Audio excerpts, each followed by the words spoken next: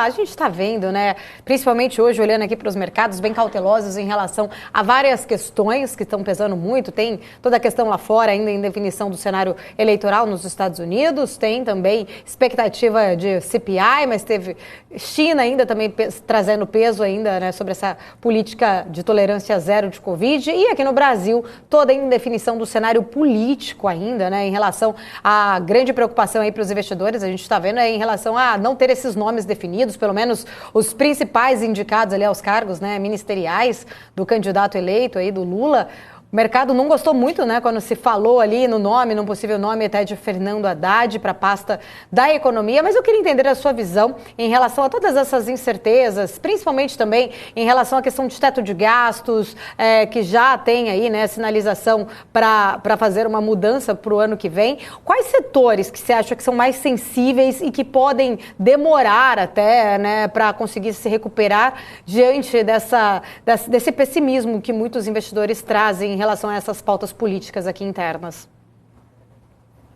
Pois é, Paula, sabe que a minha maior surpresa nem é com esses nomes que estão sendo ventilados, né? É justamente com a reação do mercado, né? Porque nós, enquanto sociedade, basicamente entregamos um cheque em branco, né, pro candidato Lula, né? Ele se elegeu sem ao menos apresentar um plano de governo, né? Nunca falou sobre quem seriam os nomes que ele colocaria em seu time, e toda essa demora é basicamente mais do mesmo, né? Se a gente for ver só para esse governo de transição, que é algo que vai durar poucos meses, já foram ventilados tantos nomes, né? E eu, às vezes, fico me perguntando, poxa vida, não tinha como escolher um cara que desse conta do recado, né? Precisa de tanta gente assim, né?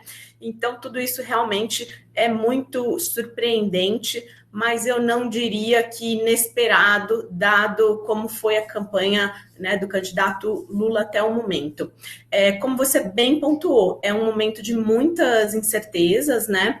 Eu acho que principalmente setores que dependam mais de taxas de juros, que precisem de crédito para se alavancar, empresas que estão muito alavancadas, esses certamente são segmentos que vão sofrer, né? As ações já estão mostrando sinais negativos aí no curto prazo, e a principal razão é que, apesar da gente não saber nada sobre esse novo governo, não saber quem vai ser o time, quais vão ser os planos, a única coisa que a gente sabe é que eles vão furar o teto de gastos, né? E aí a gente está discutindo já números colossais. Começamos falando em 180 bilhões, já estamos falando em 200 bilhões, e aí, com governos irresponsáveis, né, do ponto de vista fiscal, especialmente agora que nós temos um Banco Central independente no Brasil, a única coisa que a gente sabe é, gastando mais do que se arrecada, a inflação sobe, com inflação elevada, cabe ao Banco Central subir taxa de juros para controlar esses indicadores de inflação.